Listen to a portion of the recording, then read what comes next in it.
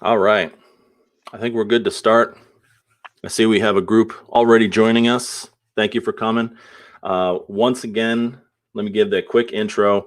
My name is Dan Gorgone. I'm a course producer here at GoSkills. I'm very happy to be hosting our webinar. Our webinar is How to Manage Remote Employees, and our speaker is Brandon Schaefer. So, Brandon, thanks for coming. Let me give you the intro that you deserve. It's it sounds like I'm dooming you. I know, right? Brandon is so fantastic, and you guys are going to love this webinar today. Brandon is an established corporate business strategist, and he's got years and years of experience helping different companies streamline their business processes, and that includes employee engagement and management, which is something many entrepreneurs and managers are dealing with right now. So today, Brandon is going to share 11 actionable tips to manage your team remotely. Once again, this session will be recorded. So if you miss anything and you want to share it, this will be on YouTube on our channel later today. If you have any questions throughout this session, go ahead and type them into chat. And if we don't get to them immediately, we'll have them at the end of the chat. We'll make sure Brandon has a chance to go through them at the end. And so our goal right here is to jump right in. We're going to hand things off to Brandon. Brandon, thanks so much for coming. Go ahead and take it away, man. Thank you. I really appreciate it.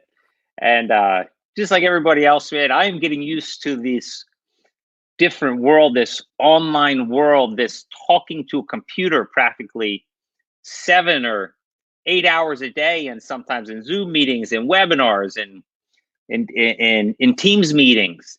You know, probably just like you, it's tough to know where to look. You know, I don't know if I'm looking at the camera perfectly, if something in the background isn't light. You know, obviously I'm working from home, probably like you are as well. And we have kids, a dog, and this, and I'm kind of biting my tongue the whole time before I get on here. I tell my kids, just be quiet, you know, probably just like you. And the reason why I'm telling you all this and sharing this is because you could probably relate, right? Somebody walks in the room with laundry, whatever else, but the one thing I want you to know with whatever I share is that I'm a human being. Everything that I share may not relate to you directly, but I'm sure if it doesn't sting you today, and when I say sting, that means really relate to you in a deep manner, I'm sure one morning or one evening before you go to bed, or some circumstance or situation is going to occur in your life where you're like, oh man, I remember that guy from GoSkills. I remember that webinar. What was his name? Oh, that Dan was a presenter. I remember Dan, but who was the guy? Oh, it was Brandon. Yes, that's it. I remember what he said, and that was true.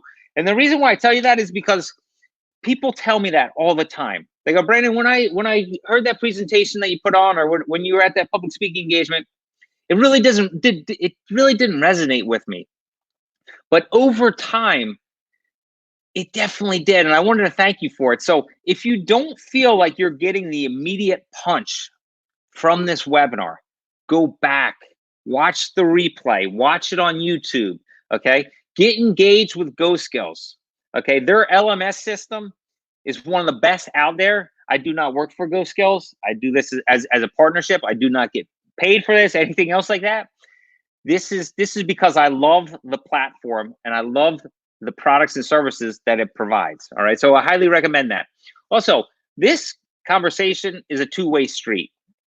Yes, I'm on a webinar presenting. I know you probably get onto a lot of webinars and you hear people and they just blah, blah, blah, blah, blah, blah, blah, right?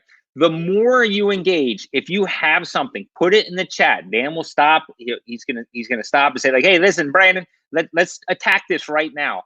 This is a symbiotic experience that we're going through here. It's definitely something that we want to extract and open up additional points beyond the 11 that I'm going to discuss, right? Because the way that I think may not be the way that you think, but our thinking together is going to make us all more powerful. So don't be shy, put yourself in the chat, ask a question, ask, hey, what technology can help us out with that? Anything along those lines. We will get that answer. You don't need to wait until the end. I highly recommend you stay around and watch the whole thing. because we are going to go over a bunch of great topics here. And so let's just get into the bread and butter of it. As you can tell, I'm pretty much a personable person, and I'm going to smile. My body language is going to tell what's going on. I'm going to share some things that definitely hit home for me personally, because I'm currently going through that through this organizational change. And some may be tough for me to talk about. Some may be easier. You might see a big smile. Some maybe I might start doing some body language where I start choking myself out, because it's a pain in my life right now. But let's have some fun with it and go over 11 ways. Yes, you heard it. 11 of the gazillion ways that you can manage remote employees. So the first thing that I always like to do is set down guidelines, right? Everybody needs guidelines, especially someone like myself, right? Because my head goes to 10 different places at 10 different times with 10 different people. So for me, as a leader and as a person that's working remote as well, I need guidelines. So every customer, what we did when we started working remote is we segmented every organizational group into, customer service or finance or sales, into their own kind of buckets. So instead of having corporate guidelines, which we always have corporate guidelines, but we kind of really got much more specific with the guidelines per each group, right? Because we wanted to deliver, we didn't want to go backwards during all of this, right? Our end goal was to not come out way far ahead, not come out way too far back, but come out neutral or a little bit forward so that we didn't lose any ground. But we definitely weren't looking to light the world on fire during this time of transition either. We're looking to just stay budget neutral and just continue to drive that business, right? So setting guidelines definitely helps. Now, I'll give you an example. In customer service, we needed to set specific guidelines so that everybody knew what they were supposed to do, when they were supposed to do it, and why they were supposed to do it. So, and this slide kind of just backs up what I was just talking about here. So if you're in customer service, and typically you spend a lot of time in a cloud platform, like a cloud help desk system. I'm blanking on the word. It's FreshBooks. FreshBooks is the one. Freshdesk, or one of those ones that are one of the ones that are tons that are out there. Dan, if you want to jump in and help me out with one that you can remember, that'd be great as well. But so in terms of customer service, we needed to set down like what are the guidelines, what are the expectations that people are expected to do when they're in that job. Like, are you supposed to be online 24 hours a day, which is impossible? Are you supposed to be online within a couple minutes? Are you supposed to be online within response time within a couple hours? So we needed to set all that type of stuff down. All right. So that had to do with the guidelines. In sales, what is the expectation for sales? And this goes to the expectations as well. So what are the expectations for our sales team? Are we expected to just, get up when we want to in the morning? Are we expected to, reach out to customers on a limited basis? Are we expected to even reach out to customers?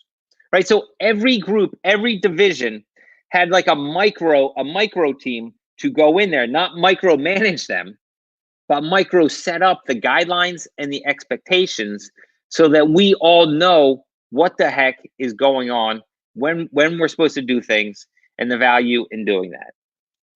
So how do we do this all? We did this through proper technology. So you may use an old antiquated system. Using an old antiquated system when working remotely is going to make things very, very difficult for yourself. Now, I know there's a lot of companies out there that have held off on technology because they've been fine doing it the way that they want to do it. But coming from a technology background, there's no better time and there's no more imperative and more vital time than right now to enable your staff with the proper technology, right? So Salesforce, Trello, Slack, Copper.com, any of these types of tools, Teams, any of these types of tools that you've been holding off to use, now is the time to use them. Because if you're going to set out guidelines, if you're going to set out expectations, you need to be able to back that up. So as an employee, you're probably saying, well, how am I going to communicate with these people? How do I keep an eye on them?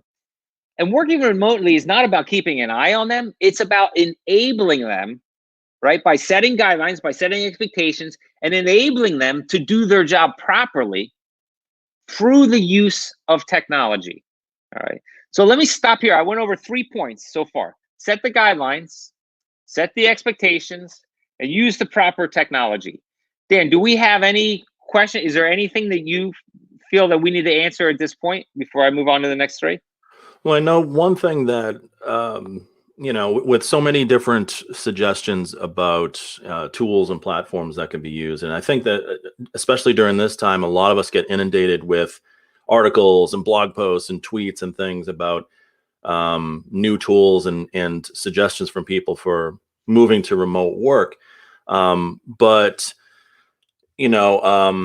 as powerful as those tools are, they're really only as powerful as, I think, people's understanding of how to use them, right? Like if you kind of give like carte blanche to people and say, let's go ahead and let's try this and go ahead and let's try that, and you throw out a whole bunch of tools without the proper training, then you're kind of creating a maelstrom for yourself and your team.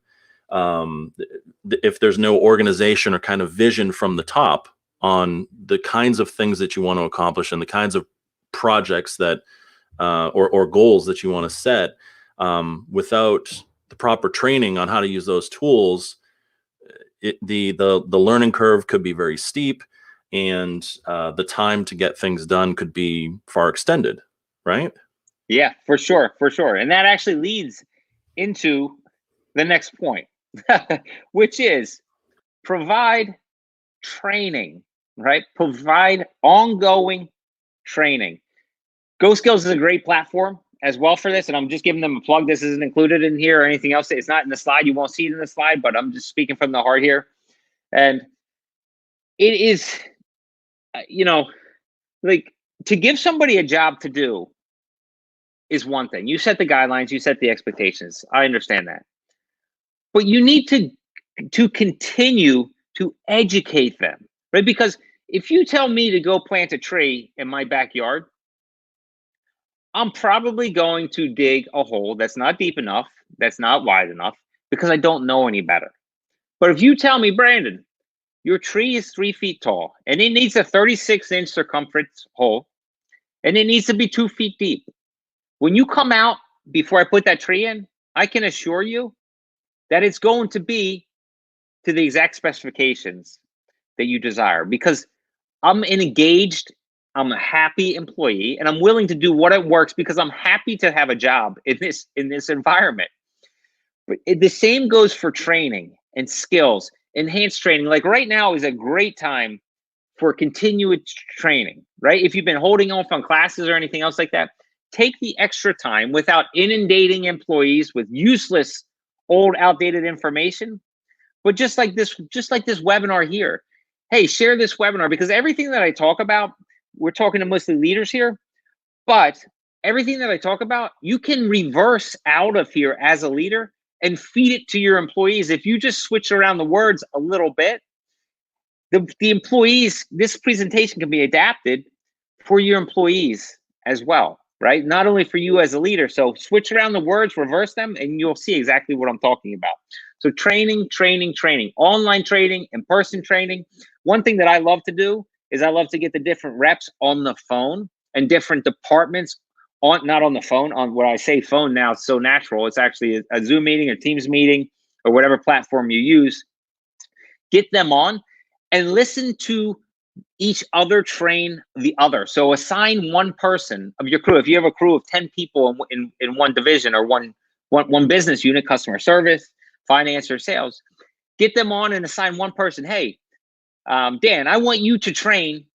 I'm going to let you run this meeting and you train them on something that you know.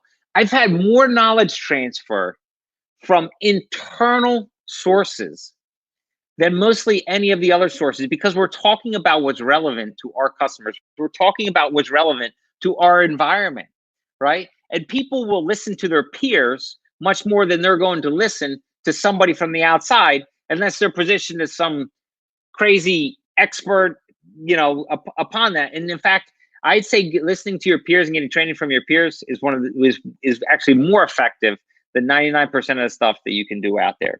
All right. So through all this, right, we're training, the guidelines, the expectations. We need results, right? Everything that we do needs to focus around results.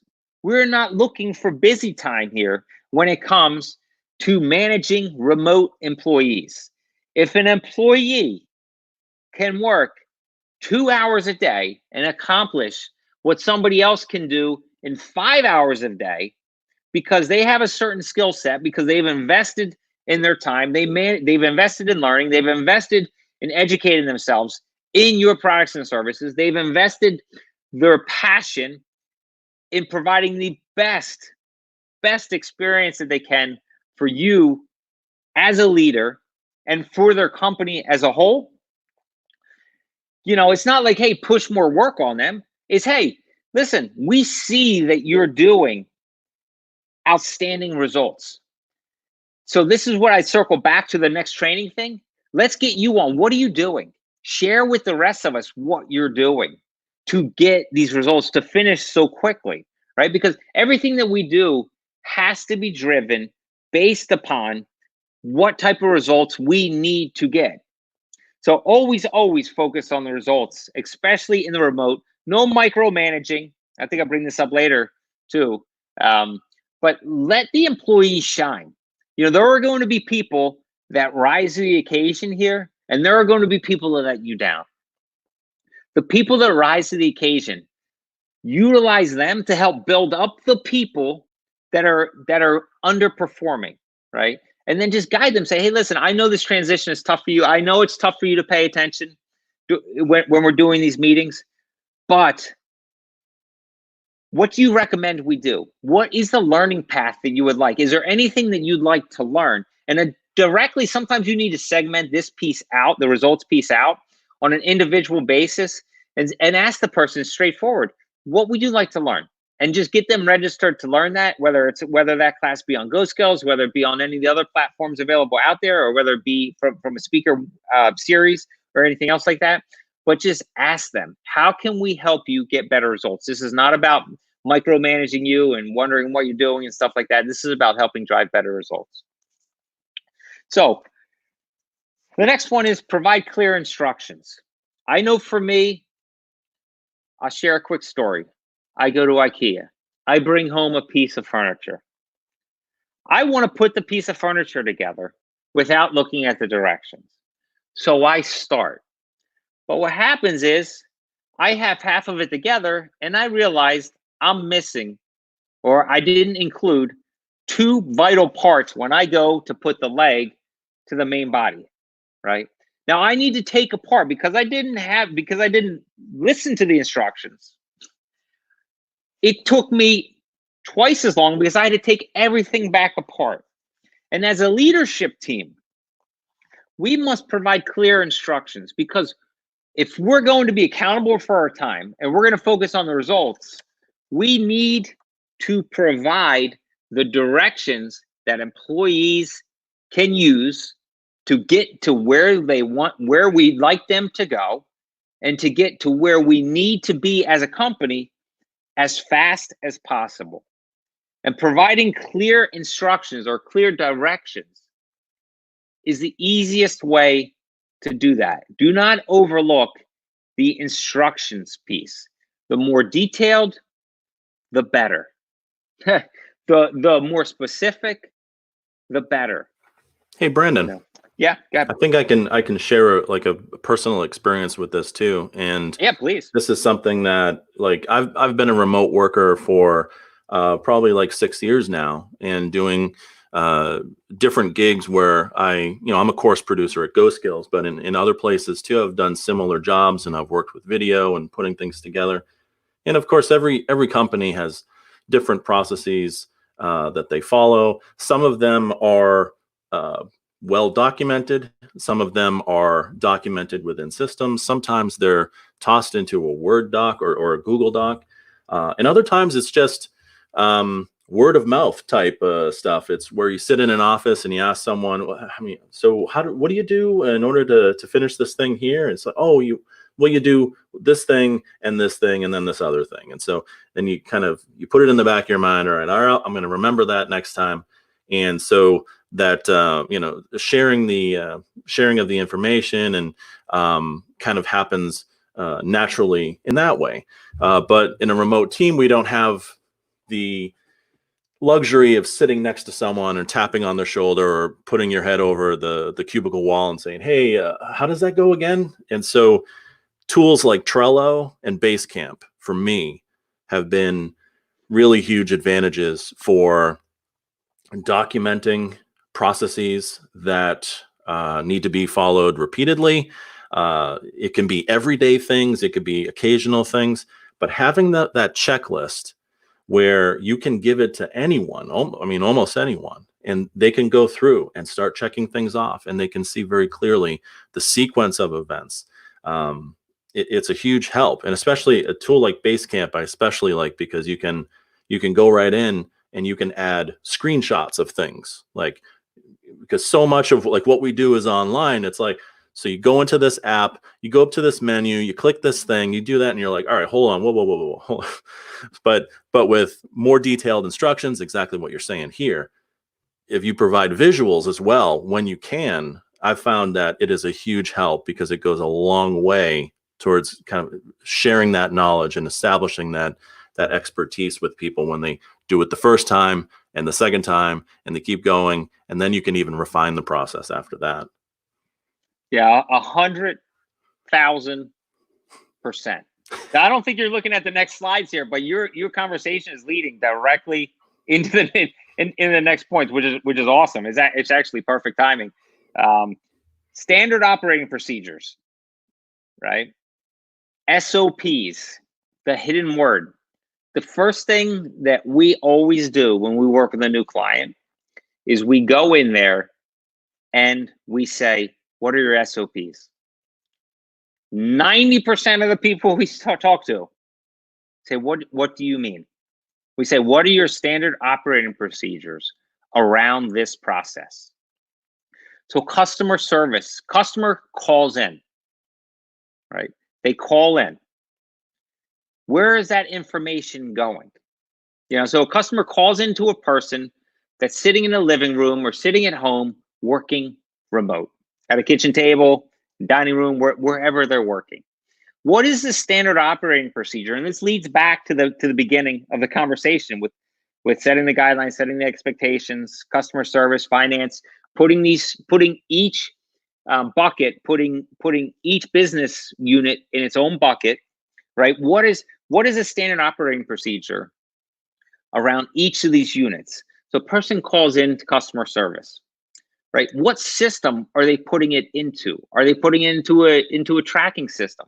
Are they entering that information into a CRM, such as Salesforce? Is it creating a duplicate? Are they checking for duplicates? Do they have a duplicate checker on the back end of the system, right? So these are all standard operating procedures. A customer, again, I'll continue to go on this. Customer calls in, information gets entered into the CRM. Now, typically when a customer calls in, it may be what I call a problem-tunity, a problem with an opportunity, right? So in today's world, there are a lot of businesses calling their vendors and calling people that they do business with saying, "Hey, listen, it's tight, man. It's going to be tight for us to issue this 10 grand, 20 grand, 30 grand to you, for last month or whatever it is, whether it be $10, $100, $100,000. is there anything you can do to help us, right? So they're typically calling in to customer service. So a great SOP for you to have now, just to keep it super relevant in this world, is the SOP that writes out. Customer calls in, information is entered to the CRM. CRM has a workflow that goes to sales, that alerts the sales rep to reach out to them and say, hey, I understand that you called in to customer service. I'm Brandon. If you know them, then obviously you're going to reach out and say, hey, I see that you called in customer service. If you don't know them, assign yourself as the rep, assign yourself as the authority that's going to help them, right? So that's an SOP, a standard operating procedure around a simple process just like that. It's the same thing in finance or invoicing. Look to now more than ever, especially in this remote environment. Again, set these SOPs up because the SOPs are very similar to the instructions, the guidelines, what is expected. Everything that I've been talking about on this webinar, it all ties together. It is like cooking, right? So when I cook, I get the stove. I put this, I'm not a huge cook, but when I do, I cook terrible food. You don't want any of my food, but it's okay. But what I do is you put the pan on, you turn the heat on, you put the oil in, you grab the ingredients, some onion, some salt, some pepper, some protein, some chicken, maybe some veg, but what I make in my recipe may be different to yours. But everything in this webinar that we're going over are the core ingredients. You need all of these ingredients if you're going to have a successful remote plan. So I'm hoping at this point that we're starting to pull this stuff all together here, and you start to see that what I talked about with action item 1, action item 2, action item 3 is all starting to blend together and make sense. And I'd say go through this, listen to this again, write down your own notes, and this will all ring a bell. Hopefully it will bring a bell to you, but it will ring a bell to you, and then you can spin this and make your own presentation and present that to your group, or go through GoSkills and have them presented for you as well. So that's the SOP piece. Let's go to less meetings, right? I started off this conversation with Brandon. Yeah, go ahead. Yeah, I wanted to jump in because sure. Based on what you were talking about there, because you started talking about CRMs, and we have a question that is totally right on point with that from Courtney, which is, what are some of your favorite CRM cloud systems to use? Okay, so there are a ton of them out there, and it depends on your use. One of the most widely used is obviously Salesforce, right? We run on copper.com for the one business line that I'm involved in. There's the options are limitless, but I would say that the two main ones, or actually the main one that most people go with, is Salesforce. If you know of any others that are mainstream and necessary, I'd be more than happy to listen to them. But like I said, Salesforce.com or Copper.com are two of the main highlights. There are also several more marketing platforms, right? Like a HubSpot, Infusionsoft, those types of platforms. But as for the overall digestion of content, really most people go with Salesforce. So that's kind of one of the mainstream answers to that. I know people are looking for something else, but I would say check out Copper.com, especially if you're on G Suite, check them out as well. But going back to less meetings, more meetings is not better. Less is more. We're all on meetings all day long with customers, right? The more internal meetings we have, what it does is it creates what I call lumpy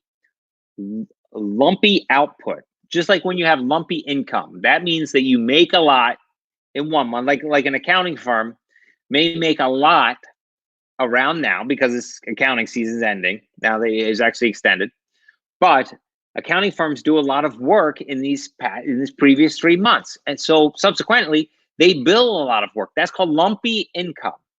And what happens is when you start doing all of these different types of meetings, it creates distractions. So you want to either stay consistent with your meetings. If you're going to do a meeting, do it at the same time every day so that reps know to schedule other things around those meeting times, right? You don't want to say, oh, do a meeting here at 9 o'clock this day, 10 o'clock this day, 11 o'clock this day. Be consistent with everything that you do, especially in the remote. There's nothing that's going to help you out more than consistency. And this goes back to action item number 1, set guidelines, set expectations. You're expected to be there on time, right? If we host a meeting, we're going to keep you for 15 minutes. When it comes to meetings as a leadership team, it's imperative to stick to the times. If you say it's from 9 to 9:15, then end at 9:15. Like it's not just go on all day and hear yourself speak. Be specific with your times and make sure you're early. Everybody's logged in. You've checked your technology. You've run through the gaps, and you're able to deliver the content in a timely, efficient manner in less time. So you're going to need to review less, or you're going to need to review more content in less time. Let me go to the next actionable tip. You need to be able to track data, right? So who is doing what? And this leads us back to the CRM. So in Salesforce, you can track activity, and again, we're not tracking to micromanage. We're tracking because we want to see what activities drive the best results. So any of these tools that you use out there, make sure they have the tracking ability to review productivity plus results. So if you have a rep that's supposed to be calling out, you're going to want to have some type of automated system which tracks those outbound calls so that you can see, okay, Brandon is making, 20 calls a day. Out of those 20 calls, he's on the phone with each person for 10 minutes. And subsequently, out of those 20 people he talks to, he's signing up one order out of those 20. So we know for every 20 people he speaks with, he's going to sign up one order. Where Steven is talking to 40 people for 3 minutes each and isn't signing up any orders.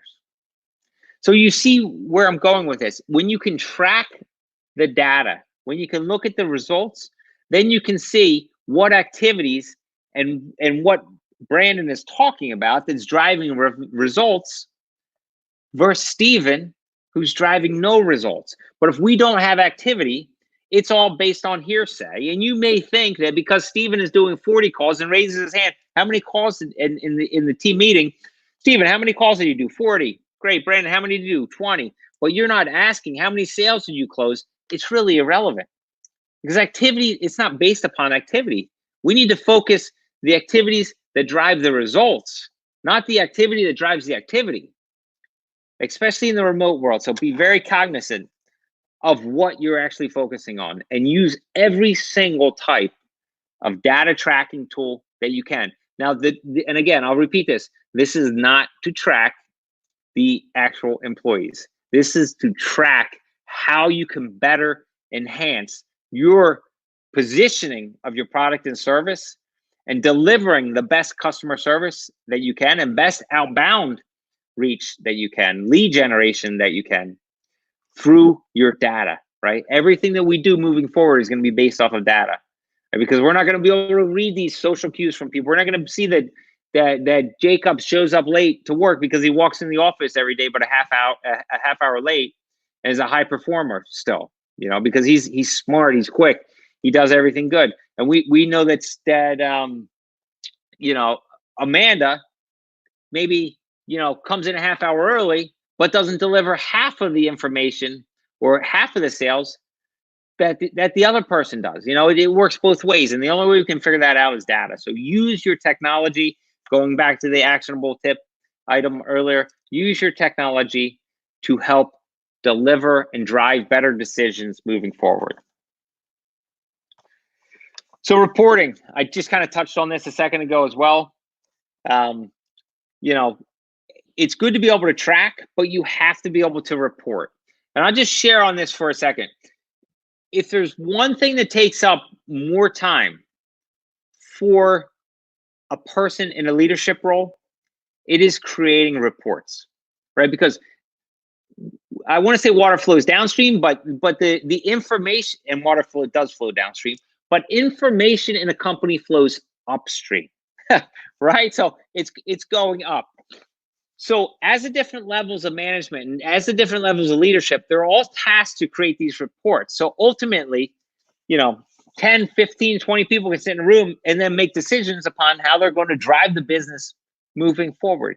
The easier the CRM that you use is to extract, or whatever tools you're using or technology you're using, to automatically generate reports based off of the data that's extracted, it's going to make everybody's life easier. If you have to go into your system and extract that data into an Excel spreadsheet and then cut and paste that information into another Excel spreadsheet and then sort and filter, as you grow the business, and in this remote time, there's limited time. I say working remote's great. Everybody that I talk to has wanted to work remote for the past 10 years, right? They're like, I can work remote.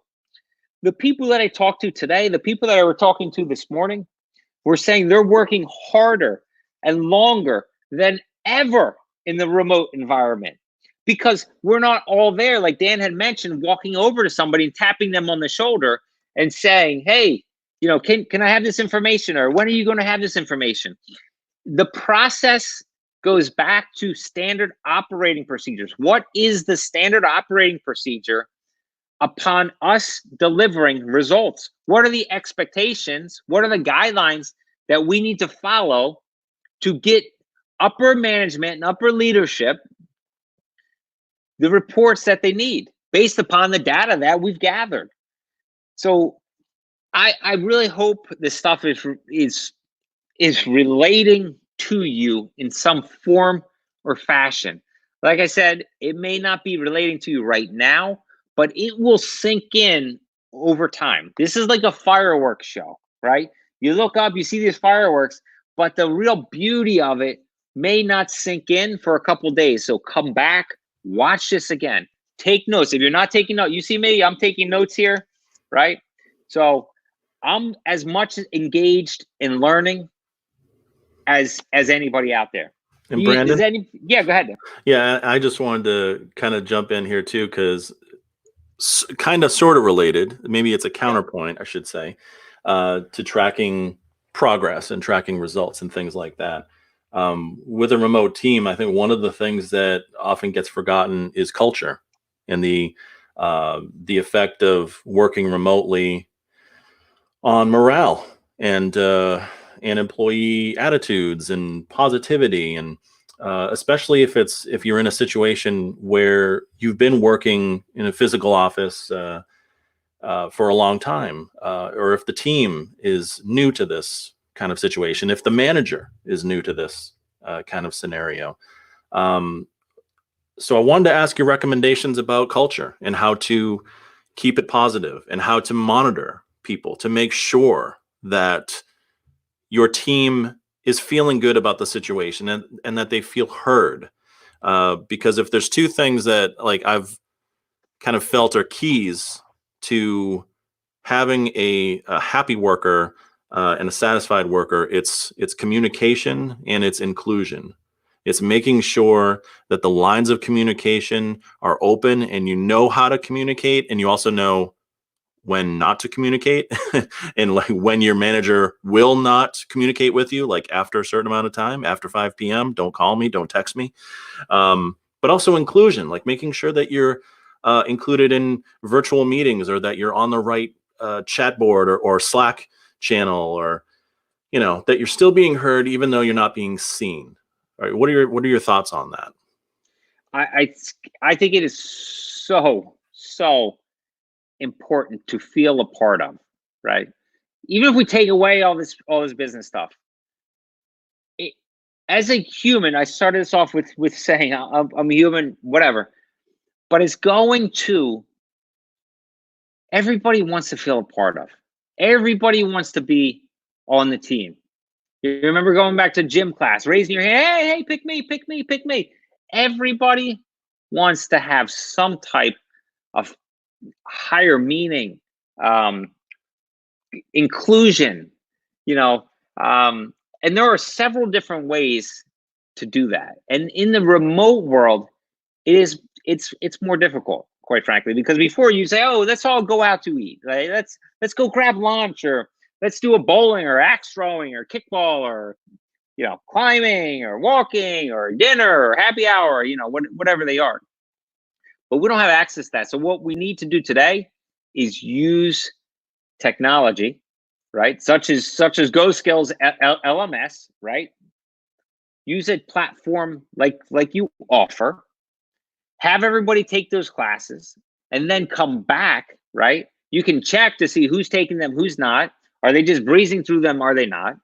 If they are, then you can address it and say, hey, listen, I saw that, most of these classes have tracking tools and mechanisms in place to slow people down, so that they review so they make sure they review all the content, and so that leadership can see, hey, listen, Brandon didn't finish his course. We asked him to finish his course. Why isn't he doing this? It can also give hints as to an engaged employee versus an unengaged employee.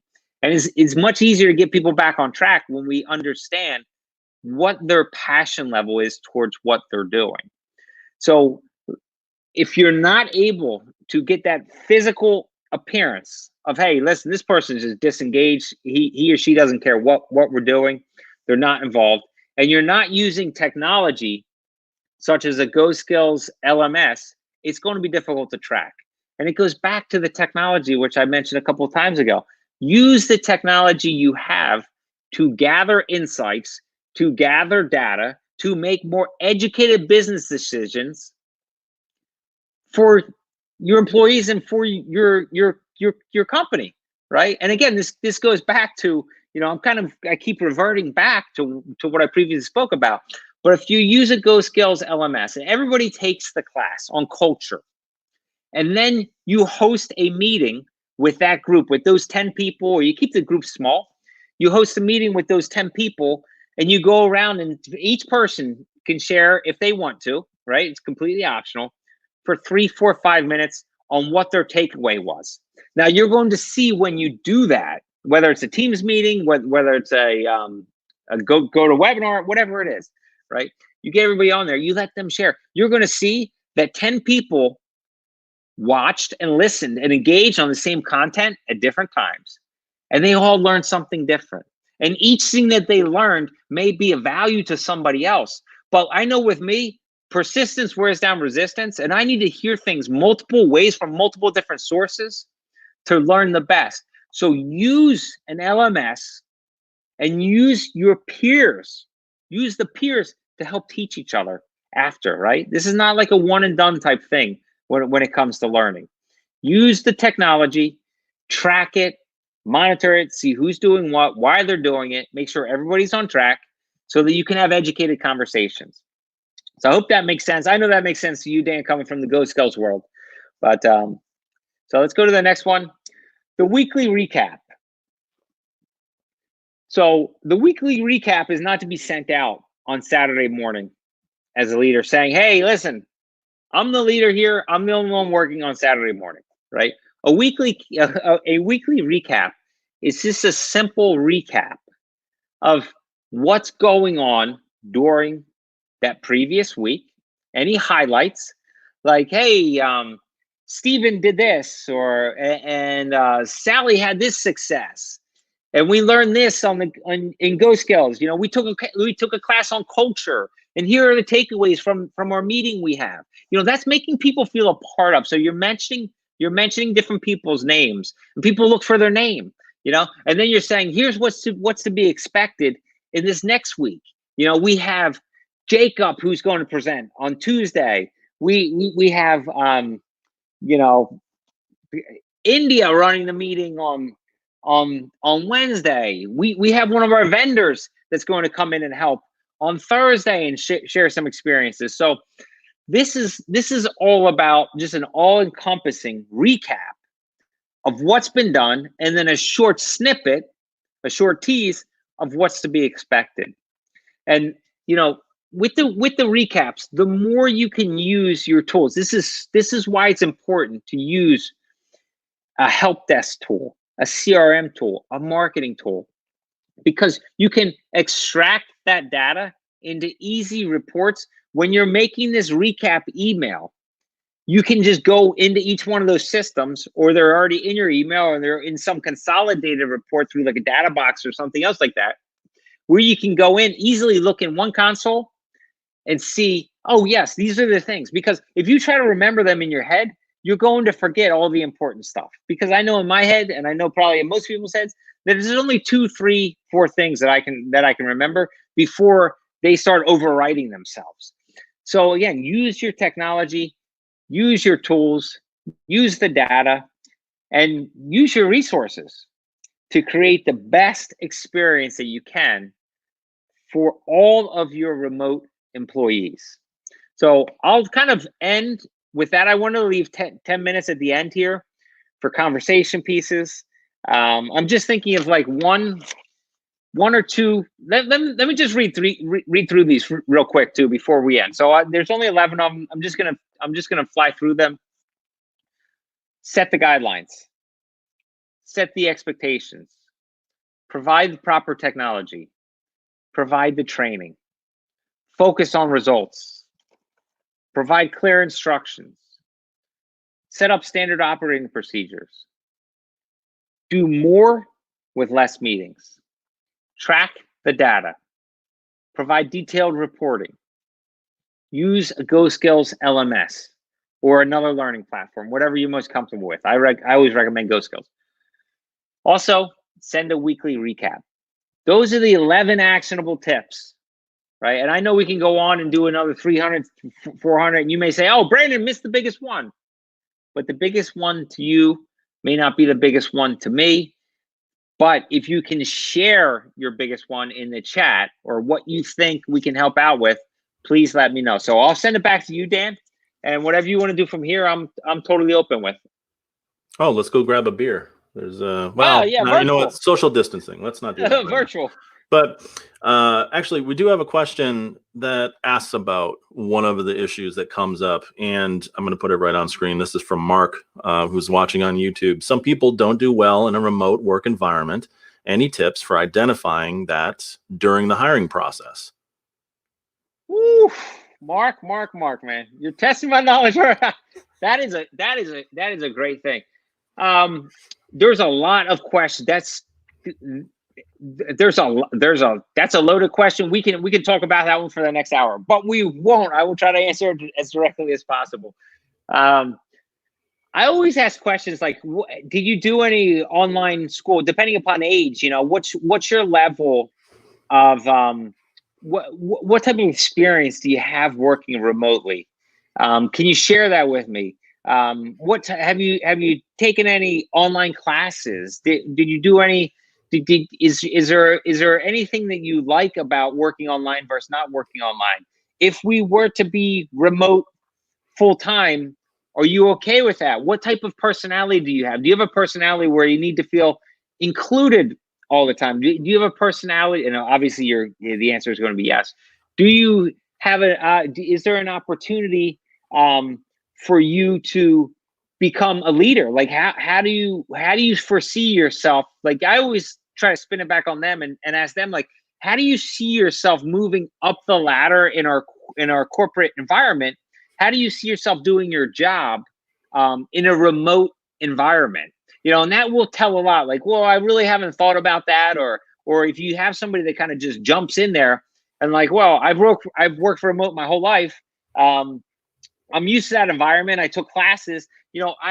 It's tough to really give highly specific questions, but I would just, the more you listen, the better off I think you're going to be. I think it's going to come down to asking the right questions around the remote environment, and then understanding and forming new questions based off of what you hear. But there's actually no definitive answer to that. I mean, you can run through a couple scenarios, whereas what kind of guidelines are you expecting, or what's your expectation for a day to look like? Okay, so I always put them in their shoes. Okay, so you're hired. You understand the expectations. You understand the guidelines. What's your day look like? What does your day look like? Do you have a dog? Do you have a wife? Do you have kids? Do you have here? What? Just set up the day for me, and you'll get a pretty good sense of of of how their life is and how they manage stuff. I think working remote really comes down to being successful. Working remotely comes down to discipline and being able to manage your time properly. So if they come from a disciplined background, like a military type background or anything else like that, I think they'll probably have a good chance to exceed. I'm not saying that if you don't, you won't, because I don't have a military background and I've exceeded in the remote environment. But yeah, I would just ask a lot of questions. And one thing I wanted to mention too, Brandon, was like, I always get asked, what do you like most about working remotely? Like, what is it that you really like? And I know for me, it's the flexibility. I'm married, I got a couple kids, and being able to have that flexible schedule, come and go to those things, go to events, go to the doctor, go shopping if I need to. But know that I have that flexibility, and getting that feedback from the employee or the employer on what they think of working in a remote environment is beneficial, because that understanding gets out there. But the other thing I was thinking too was build in remote tasks to the hiring process. If it's all in person and they all come into an office and see you, that's all well and good, but get them on a Zoom call, have them submit something through a Google Doc, give them a process that's online to follow, and see how easy it is for them to accomplish it, or how difficult it is. Are they having basic questions about everyday remote tools? Well, that's okay if they're maybe new to it, but work with them and see how quickly they can overcome those remote tasks. And they may be a quick learner, or you may discover that they really don't know, or they're not comfortable with these tools. If it takes them a half hour to set up for Zoom or something, maybe they really haven't done any of this at all before. I mean, so maybe look for those red flags. And actually, all right, so this is ringing true for Raxit. I had this hiring situation conundrum exactly 2 hours ago. I like the background environment check. So yeah, you get an idea for what people value and what they're really thinking about working remotely. There was one more question that I saw that I thought was really good, and probably a good way to tie this up. Let me hit you with it. This is from Ryan. What are some of the biggest challenges that you encounter when moving your team to remote? So maybe you're in a physical office, maybe you're sitting all together, but now you're remote. What are the biggest challenges that come up here? And maybe how do you solve them? This is something easy to answer in 1 minute. Go ahead. You got this, Brandon. Oh, man. Set the guidelines, set the expectations. Just let people know, hey, listen, we're all in this together. Get their buy-in. Like, we are all the same thing. That great leaders, I would just say this: great leaders lead in their biggest times of strife. Great leaders rise to the top now, and great leaders rise to the top through great communication. Communicate crystal clear, and not getting them on and preaching to them on a Zoom meeting or a Teams meeting for an hour. Getting on, writing down some notes, being direct, being short, being absolutely precise and critically clear with your communication. I don't think I think I did that in less than a minute. I was going to say, one of the things that really hits me about that difference going from that physical team to remote is that, not everyone's not on the same page, not on the same level anymore. I don't know how to exactly to say it, but when you're in an office together, where everyone is, everyone's sitting, like everyone knows where to go, and you can find everyone, right? When you're in a remote environment, now the technology might be different. Now you're Your availability might be different. Maybe even your Wi-Fi might be different. But no matter what the differences are, you're absolutely right. Communication and leadership from the manager, the team leader, being able to communicate effectively, but also reliably, and make sure you ask those questions. Are you able to connect? I mean, is the technology working for you? Are you still able to do your job now that you're at home rather than in the office? Even like the simplest things like connecting to Wi-Fi. I mean, if your Wi-Fi goes down at home, man, you're messed up for the whole day. But anyway, now these are great tips, man, and I appreciate you coming on here. I want to invite everyone to connect with Brandon because we are reaching the end of the webinar here.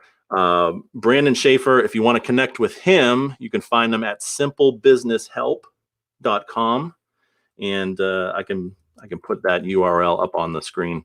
Also on LinkedIn, you said LinkedIn is a good place to find you. Yeah, Brandon. If you there. search Brandon Schaefer Philadelphia, I'm gonna come up #1. So nice.